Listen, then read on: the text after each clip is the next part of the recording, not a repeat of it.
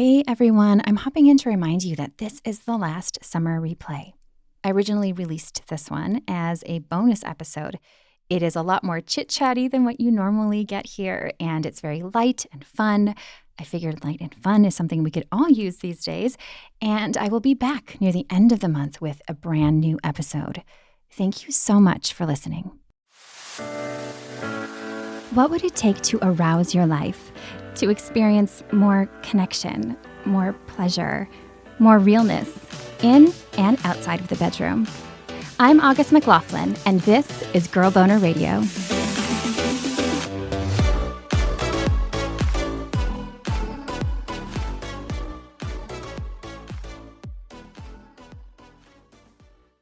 Literally this morning, I got another response from a listener talking about a time that they felt like they made a date awkward.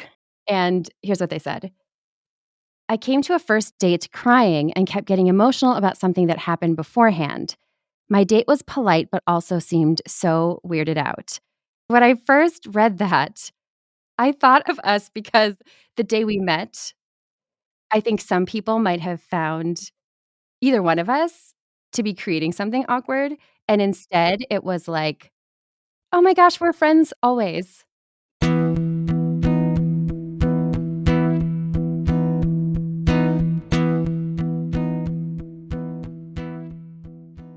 The nutshell version of what happened that day is this. I was at the first studio I recorded this show at, and it was my then engineer, Gabe's, last day. I was emotional about it, as I tend to be about goodbyes, and Makenzie, who would soon take Gabe's place, was standing in the corner of the room. I walked over to Gabe's desk with a goodbye gift for him, fighting tears, a fight I lost, and Makenzie, this stranger, saw me crying and ran over to me, arms open wide. And you gave me this big hug, and I was like, oh my gosh, what an awesome human. Some people might have thought either one of us awkward, because awkwardness comes up not just on dates, but when we meet anybody, right? We're meeting a new person, and I feel like there's a bit of awkwardness built into that. Yeah, and I feel like that's like kind of a silly thing that we're all taught is that we're supposed to have, which totally goes against what we were just talking about. Because I was going to be like, it's so silly to think you should have an instant connection. And it's like, meanwhile, you and I, instant connection. But yeah, of course, I think it's supposed to be awkward. I think that when we don't feel awkward, sometimes we're ensnared in the trap of a sociopath who's making it feel less awkward than it should. Which we have talked about at length as well. Mm-hmm. Yeah, it's really true. And I think that's kind of the idea of dating is finding the people that we are similarly awkward with or who just delight in the ways in which we are quote unquote awkward. Yeah, definitely. It's that, what's the phrase? It's a feature, not a bug. I find that so often with people where it'll be something that's like an idiosyncrasy that I'm like, we're on the same team. We're the same kind of weirdo. Give me more of that. Yes, it's so true. It's so true. As I was working on the recent episode about awkward dates, I kept thinking about the various sides of stories. Because when someone asks you, what's the most awkward date you've been on? It's super easy to leap to times when someone else did something wonky or odd. I know that's where my mind has gone. And I think those are important stories. I love sharing them. Still, it seemed only fair that I explore the flip side, times when we ourselves made things awkward. So that's what this bonus episode is about. It's a conversation full of moments made WTF by us being Makenzie Mizell and me. Makenzie seemed like the perfect person to join me for this conversation, maybe because we share similar types of weird, the kind that has made us friends. You may recognize Makenzie from appearances in a few previous episodes. They also recorded Girl Boner Radio interviews back in pre-pandemic days, after Gabe left. And they continue to engineer my occasional in-studio sessions now. Makenzie has produced a bunch of award-winning content, by the way, including the Webby-winning Mueller, She Wrote.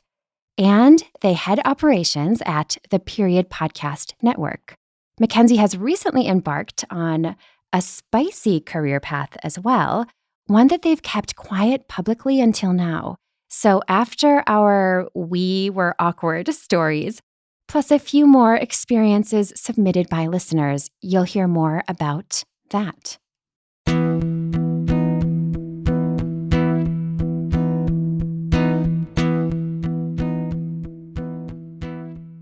So we both jotted down a few times that we feel that we made things awkward.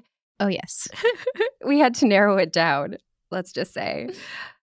For you, the first one you jotted down, I'm curious about, is, are you gay at all? What happened? I was in the hot tub with a bunch of friends, and there was this girl. We kept looking at each other, and I was like, I can't tell if I keep catching her eye or if that I'm just staring at her so much that statistically we will eventually meet each other's eye periodically.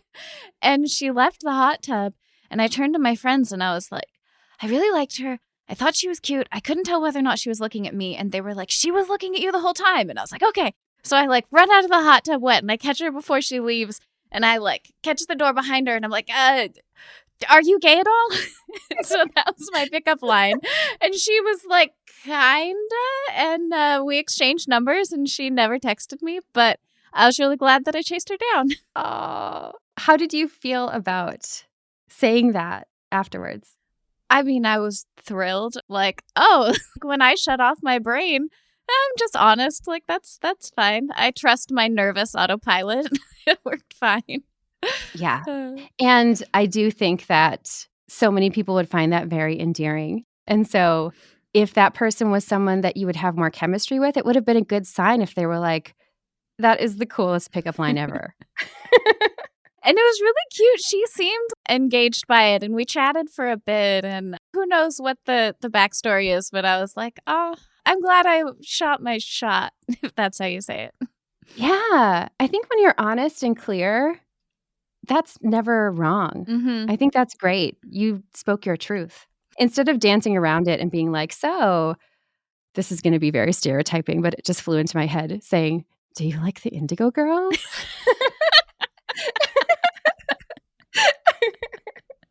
Oh my gosh. Yes, lots and lots of non-gay people love the Indigo Girls. What about the time you dreamed about squeaky shoes? Yes. So there was this person who I had been friends with forever. We were always dating other people. And then we both lived in Seattle at the same time. And we'd always kind of wanted to go on a date. And we went on a date. Super fun. Shut the place down. Went back to his place. He played a couple songs on the guitar. And it was just this kind of cute, fun night. And so then I decided to stay over. And I have just constant vivid dreams from the minute I hit the pillow. And I have lots of short dreams. I don't know if you're this way, if I get woken up and go back to sleep. So anyway, I'd been having just a million different little dreams. And then I have this dream that, remember when ballet flats were really in? I mean, now, darling, they're coming back in. Keep an eye on 23. Very grateful they're coming back. I had a pair of vinyl plastic kind of shiny ones, and if I was fidgeting and I'd rub them together, they would make this weird plasticky squeaking noise. And I would always be like, oh my gosh, stop squeaking your shoes. So anyway, as far as I'm concerned, I'm sitting there squeaking my shoes and I'm like, oh, stop it. And then I wake up and I'm just having a loud, long fart that sounds like squeaky shoes while cuddling with this person. And he doesn't react and I don't react. And I'm like, I know we both know. So I just stayed very quiet and didn't sleep, I don't think, again until morning. Now, I think I would have laughed at it, but I was 23 or something. So it was, the end of the world. So this dream the fart was inspiring the dream. Yes, I was hearing it. Yeah. Oh, I love that there was just this silence after. Yeah. Silent acceptance. Yeah. Which I think that connects to one of yours slightly, doesn't it? Oh, the bodily Don't you have functions? a bowel, related one? Yes. Yes. So I had a few first dates in my early 20s. A little backstory, my appendix burst when I was 20, Oh. and I had to be at bed rest for a month. It was really intense. So I had this kind of wild cabin fever, and I wanted to get out. I was single at the time. I think this was back in like AOL love times. Ooh. I met a couple of people online, and I wanted to go on some dates, and I was so excited to be out. And also, I had had this other experience while I was recovering. Mm-hmm. So after my appendix burst, they did the surgery, and the medication they gave me, I think it was a side effect of the medication paired with maybe some things that were residual from the eating disorder that I was kind of stable physically, but Mm-hmm. still struggling with. So there were a lot of Yeah. factors. It made my digestive system not work super well. Mm-hmm. And so I came home from the hospital, and I was sleeping down in the basement, and I was in so much pain because I had impacted bowels, which is you cannot have a bowel movement. Like the stool is just backed up in you. Oh. Long story short, the release of that was so profoundly magical to me. Uh-huh. It felt like such a miracle. I felt like my life was saved. I mean, they told me this is worse than childbirth pains. Like Oh. it was so intense and worse than the appendix problems. Yeah. And so this incredible bowel movement I had was, how can I put this? Elevated me a bit off the toilet. Like there was so much intensity that blew my mind. I was so fascinated by this and Uh-huh. like relieved beyond relief and slightly immature. So I'm on these dates, and it came up pretty quickly. I mean, because like, what have you been up to, right?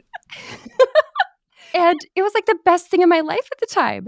I remember acting it out once when I got to the elevation part, and I'm skipping details because I have learned a few things. But at the time, I told details, and I just thought that they would be as mesmerized by this experience as I was. So I lifted myself off the chair. I remember once it was in this pretty nice restaurant. I know I did this more than once, might have been more than twice. But the two that I recall, I just remember them being so, so quiet. I think at the time I thought, oh, we don't have the greatest chemistry. Mm-hmm. I did end up dating at least one of those guys for a bit. Oh. Didn't last super long. However, I think that it's one of those stories that they could tell later, like red flag. If they tell you about the poo that launched them from the toilet seat, it might not work out. That makes me so sad because knowing you, I would be like, oh my God, all the green flags. This person is so comfortable with their body and they're so open. But then, totally, I think if I sat down with somebody and she was like, so anyway, I had a poop that lifted me off the toilet, I would be like, well, this has been nice. And you say it, I get that. But when I say it, I get excited. It's so interesting to me. Like I said, I've learned a few things, but it still is a fascinating story to me. And I will tell people now, but not until I know them. Mm-hmm. That might be the trick. Growth and maturity. So you also had an experience about a thong. Oh, yes. Actually, that's connected to my last one that I just forgot to say. My friend Haley taught me this. If you like farts and you like making noise, that's fine. But she taught me just make sure that string is way up your butt when you go to bed. No farts all night. You can still my fart. gosh. They're just muffled. Only problem is you have to wear a thong. See, I love thongs. I'm glad. I'm glad that people love thongs. I find them very distracting. Really? Oh, Oh, interesting. yeah. I don't like having material in there. See, I guess it just becomes background noise after a while. Yeah, no Like, pun intended. yes. I think I like a thong because I'm like, I know where it is. You know what I mean? Nothing is falling down in my pants or I don't know. It's so true. Very secure in there. So I have a couple more if you're curious. You can feel free to ask me about. Yeah. So you said that you broke up with someone with a song. So I want to ask you about that because it makes me think of my friend Sarah was dating this guy and they went out for their anniversary and it was kind of the end and they were going to give each other presents. And Sarah was like, oh man, hope it's not a ring. And her boyfriend was like, oh man, I hope it's not a song. And she had written him a song and he had gotten her a ring. And neither of them liked it, but they kept dating for like a year. Oh my gosh. So did they say that to each Yes, other? Did they out say, loud. Yeah, and then gave each other a song and a ring. what But are the the ring chances? wasn't an engagement ring. I think that's what she was scared of. It was more of a, we're 21, here's a promise ring. But yeah, pretty successful anniversary date there. So you have a singing date. I do, yes. So this was also in my early 20s, which I think is kind of a theme for a lot of people. Mm-hmm. We're newer to dating. We're newer to adulthood. Our brains are still developing, not to make excuses, but I was dating this guy. He was an accountant. And all the things you think of when you think of accountants fit him. Okay. Like mathematical and organized and polite. And we didn't have the greatest chemistry in general, but we did date for a bit. And when I decided to break up with him, I thought it would be really romantic if I sang him a song. You know, as a musician yourself, sometimes your feelings come out in songs. Yeah. Mm-hmm. I was kind of journaling through music, and then I had this idea that I thought would be brilliant. Sing it to him as the breakup. Like, this could be in a movie. How sweet that this person poured their heart out in song and then they could just like hug and go their separate ways, just like humming along. I just thought it would be so romantic. And so we had this date. We went back to his apartment and I pulled out my guitar to like surprise him with this song. There were tears in his eyes. And so I thought, oh, he gets it. Like, this is how it was meant to be. So I sang the song. We had like this long hug and I went home, went on with my life. I think the next day or so, I had a gig with these two friends of mine. We used to sing in coffee houses and I got up to sing my new song. The name is kind of hilarious. I called it Came and Went. I'll just leave that there. So I got up and I introduced the song and I said, this is a song I just wrote about a breakup. It was like a very raw, real breakup song. As I'm saying, this is a breakup song, I hear a gasp in the audience. And the gasp in the audience came from my ex, who didn't know he was my ex until that very moment. He thought I wrote him a song. And I don't know that he really got the words. And also, my words might have been a little too poetic. You know, sometimes you're trying to be deep and you don't say, now I'm breaking up with you. You actually talk about flowers and petals falling off or whatever it was. And so he had no idea. And it was horrible because I felt him looking at me and he stood up and I felt so terrible. And he walked out and I just sang the song. Like, what do you do? What else are you going to do? Yeah. Talk about a movie moment. Yeah, it was just a different kind of movie. Wow. That's so brave, though, that you wrote a breakup song and sang it. Like, yeah, as grown-ups, we can easily look back and be like, oh, yeah, like, clearly that was going to leave some, some room for interpretation. But damn, I really love that you went through on that. Thank you for the positive spin. Because at the time, I felt so terrible. And then I didn't tell anyone for a while. And then when years pass, like I would not do that today. You know, where is the clarity there, right? Are you a little bit gay? It's so much better than you going up and singing a song about a potential bisexual person or whatever, you know? Yeah, feels like a lifetime ago and yesterday. I love that. That's so you. I really love that.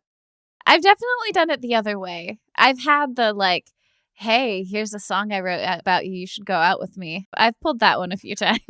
How did that go? Oh, like 10 out of 10. It always works. I used to be like, this is my move. I'll write them a song and then they'll love me.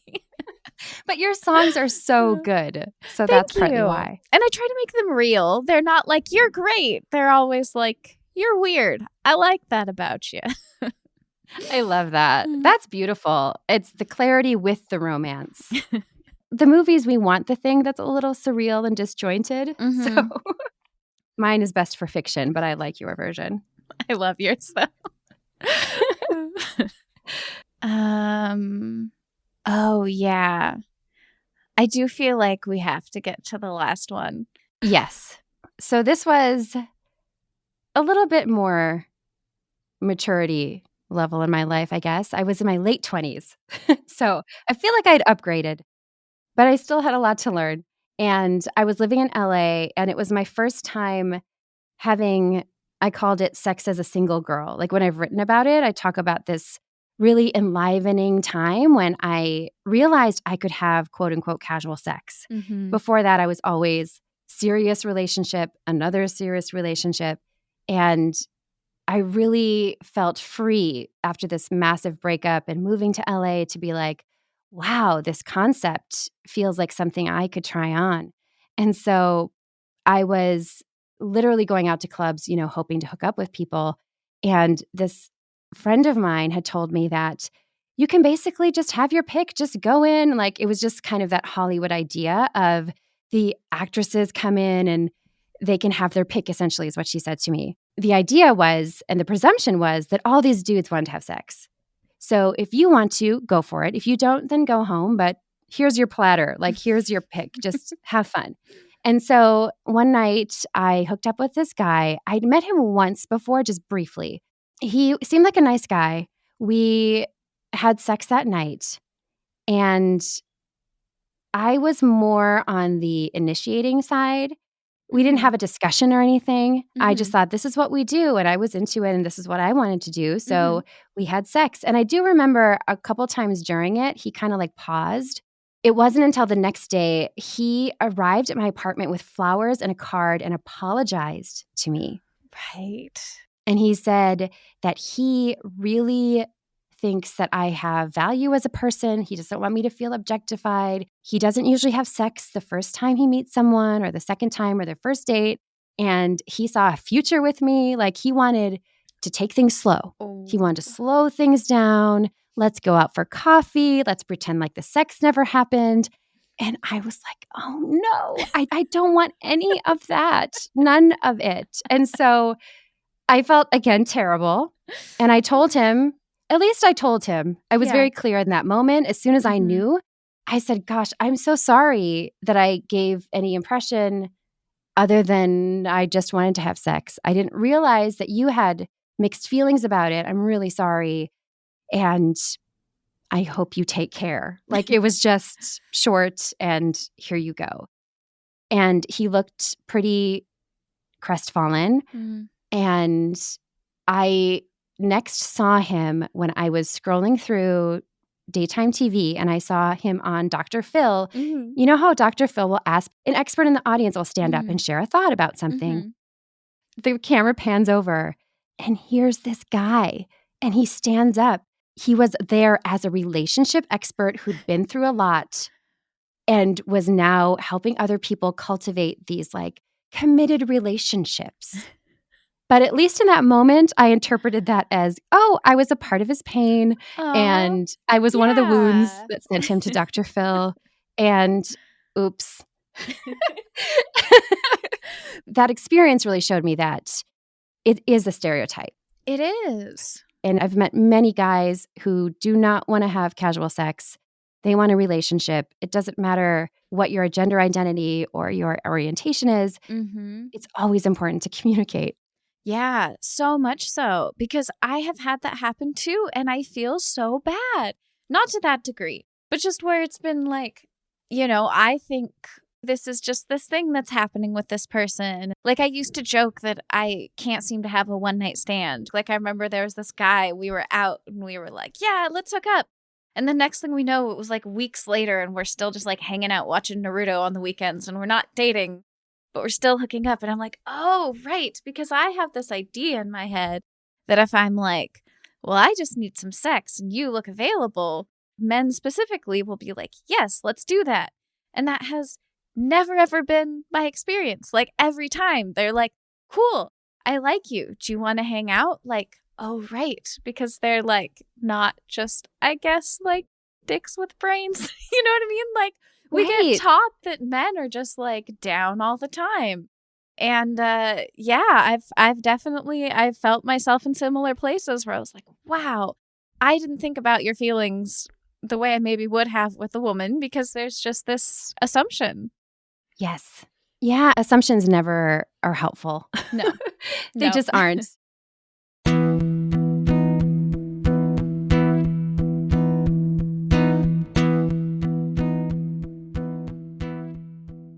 So, a bit more about Musa Masala, the nonprofit I mentioned in the last episode that is close to my heart. Their latest projects include scholarships, which allow young Nepali women to pursue education and careers in the medical field, a climbing competition, and support of a much needed hospital and birthing center in Nepal, where such care used to be out of reach. Through December 11th, save 15% on everything in the Musa store, from beautiful artwork to awesome shirts, socks, and bandanas. Visit musamasala.com and click the store tab to start shopping. That's musamasala.com to save 15% and support a wonderful cause.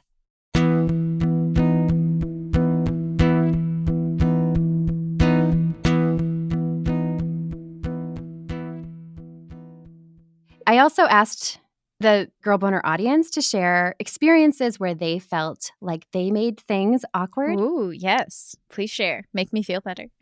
Right, yes. Here's our Misery Loves Company. I didn't realize my period had started. I thought I was just really wet, and we had sex in his car in the dark. Oh. It looked like a murder scene after. He was nice about it, but oh my God, I was so embarrassed. I Venmoed him money for a car detail and or cleaning supplies. Oh, bless this person. That happens so much, though. That happens to so many people. I don't know about in a car, but that sucks and my heart goes out. Yeah. Yes. I mean, the moment of realization, like when the lights turn on. Mm-hmm. Oh, I just really feel that one. And it's so sweet to send money. Yep. I could see myself doing the same. And I'm glad this guy was nice about it. Has that happened to you where you didn't realize you were having your period?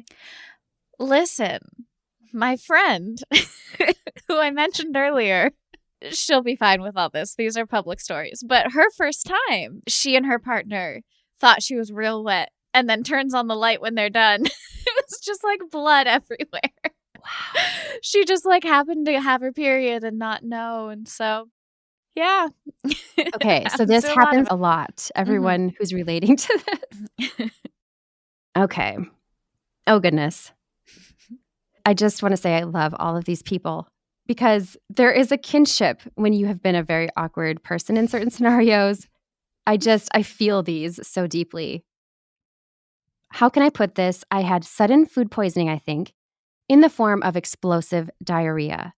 I feel so dumb about this now, but I pretended the smell wasn't coming from me. Oh, It's so hard to know how you'll react in these situations, right? yeah. What do you think you would do if that happened to you? I mean, I would love to say that I'm super evolved and I would go, you know what? We're both adults. Bodies are bodies. But I'd probably do the same thing. I'd probably be like, what? Weird. What's going on? Right. Yeah, there is that feeling of the show must go on kind of thing. Today, I think I would perhaps try to find a tactful way to say, I'm having a digestive problem without going into the details as I have in the past. And I think I would then probably, scoot away and try to change and clean up and everything. But then I could also see myself just getting up, running out, going to a thrift store. I mean, you just don't know. Yeah. It's so hard to know until it's happening. Yeah. So I have one more that I'll read. I sat down to meet someone I matched with on Tinder, started chatting up a storm. I talk a lot when I'm nervous. Then I realized after a while that this person was not my date. The guy was either too stunned or polite to stop me because he sort of just played along until his actual date arrived. I feel this one too. Gold star. I love this person. That's amazing. Have you ever done anything similar? Oh gosh. Oh, if I had more time to process, I'm sure. I just know for me, there are genuinely few things in the world scarier to me than those moments where you're going, are you who I'm supposed to be talking to? Are you supposed to be who I'm meeting up with? Like specifically on a date. I freak out sometimes if I know someone well and I know that they're in a restaurant and I have to try and find them. But that like first date, whenever I meet people, I always tell them, I'm like, oh, I'm the blonde with a blue jacket by the door. And they'll be like, I saw your profile picture. And I'm like, okay, cocky, whatever. Like, I want to know what you're wearing. I want to be able to see you from across the room. I don't really know what from like one picture online. You know what I mean? Not even in a mistrusting way. Just like, I don't know what your face looks like yet. So, And pictures aren't the terrifying. same as people. Oh, yeah, absolutely. You know, Mhm. no one looks exactly the way they do in a picture. Yeah. It's not 3D. I Mm-mm. mean, Yeah, no. that's kind of you, I think, to do that. I got into a car once. My partner and I drove to the post office together, and I hopped out of the car because there was no parking, Hmm. went in and shipped off a package, and I came out and I just jumped into Jeep. And my partner's a block away looking at this in horror, and there's a man in there. And I look over to my left in the driver's seat, there's a man. And he did not say a single word. He just sat there. Why is that always my reaction? Every time I've done one of these things, people just stare at me. His mouth just kind of opened a little bit. And I was like, oh my gosh, I'm so sorry. Totally not the car I was meant to get into. Oops. And I just got out and ran. And oh my goodness. Yeah. My partner watched this whole thing. He saw me just get into a stranger's car with this large man in the driver's seat. And it wasn't even, it was another SUV. Probably was a totally different color. I don't remember, but not the same car.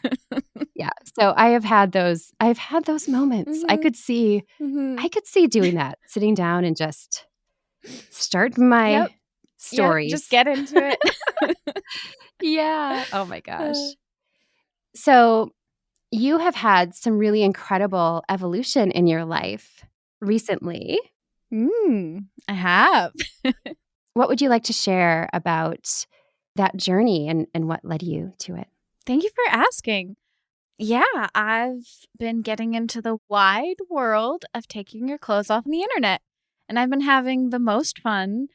I've been doing this behind the scenes stuff forever. Still doing it, still love it, managing a bunch of shows. And then, to be completely honest, I hit like a weird, scary, am I going to starve to death moment? And thought, well, I've always kind of wanted to try sex work. And then I tried it and I was like, screw everything. This is so fun. I want to do this forever. And so it sort of snowballed from doing sugar dating. I'm currently a sugar baby. And then that turned into exploring OnlyFans. And now I've been looking at creating custom videos for people and meeting people through Instagram. I've been chatting with people in my personal life about it, but this is really the first time I've gotten to like say so on a podcast. Like, hey, everybody, I do sex work now and it's super fun. Come on in. The water's fine. I'm very proud of you. I know that this has been something that you've been excited about for a while, and it seems like you're getting so much fulfillment out of it. What's your favorite aspect? Photography. I just love it. Like, boudoir photography was just like my favorite. And it's been so much fun to be like, oh, I can be both. I can be the sexy lady who's taking their clothes off in front of the camera, and I can be the person with the camera. So it's just been super fun. And then to like just play for a whole evening and do whatever the heck I want and be silly and then turn around and have that turn into people who like want to become my clients and give me their money. I feel like this is why there's a stigma, because like people don't want us to know that it's fun and doable and I'm still awesome. Like my value does not change when people give me money for sex. And yeah, very, very fun to be on the other side of all that and getting to play in this sphere. I love it. And because there is stigma, I know a lot of sex workers maintain certain levels of privacy, including when they're dating. And not to get into a whole other topic, I know that you had a wonderful event recently where you Mhm. married yourself. You I committed to did. self-love. It was so beautiful. So I don't know if you are dating or not, but have you thought about bringing sex work up on dates? Is that something that you have experienced yet? I love that you're asking that question because that's something I've been thinking about a lot. I see other people who work in sex work and have partnerships and they're really happy. And so I see that that is a future option. So the commitment that I made, which I'm me, I can do whatever I want. I can renegotiate if I'd like.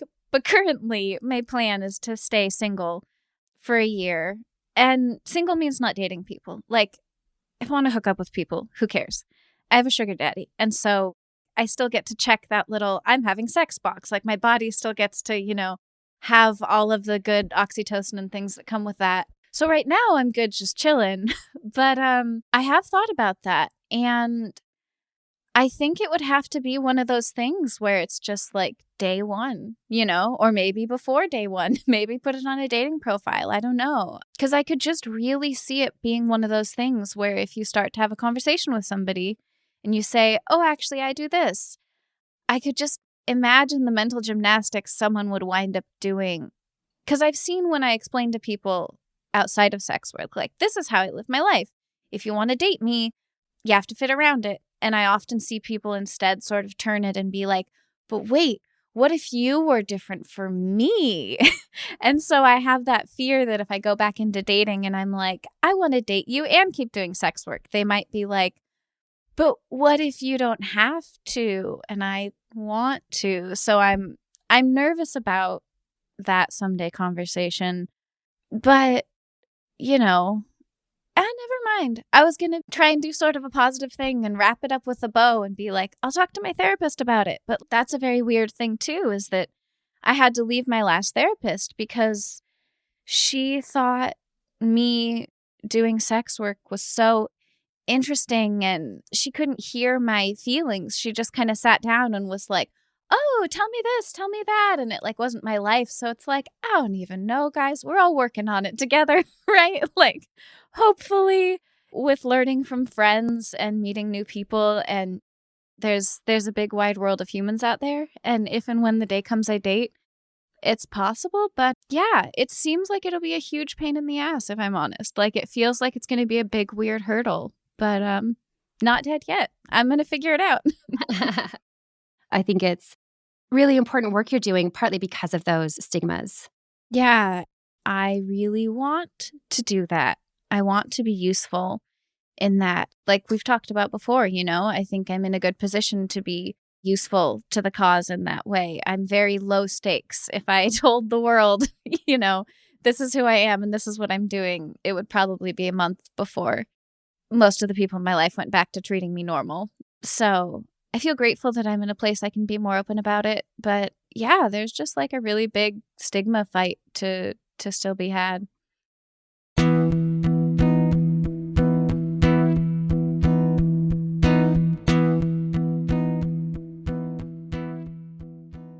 If you are enjoying Girl Boner Radio, I would love to hear your thoughts by way of a review on iTunes or the Apple Podcast app. I so appreciate every single review. Thank you so much for listening.